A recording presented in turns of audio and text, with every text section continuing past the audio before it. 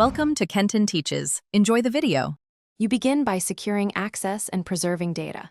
Sign out devices and turn off Find My so the account can be removed. Once done, back up iCloud Drive, photos, contacts, and any app data you need. Deletion is permanent. Make sure you have your Apple ID, password, and access to a two-factor device or recovery key. Now navigate to Apple's Data and Privacy page and sign in. That's where the account deletion request starts. You sign into the Data and Privacy portal and select Request to delete your account. This kicks off Apple's verification flow. Read the data loss summary carefully because purchases, subscriptions, and iCloud content will be removed. Next, answer verification questions and confirm how Apple should contact you. They give an access ID, write it down. Once you submit, Apple places the request in review and sends updates to the contact method you chose.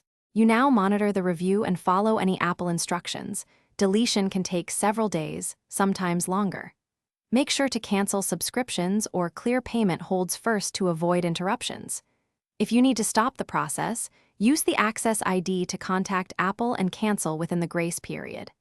If verification fails, recheck your two-factor device, remove any billing issues, and then contact Apple support with your Access ID to resolve hold.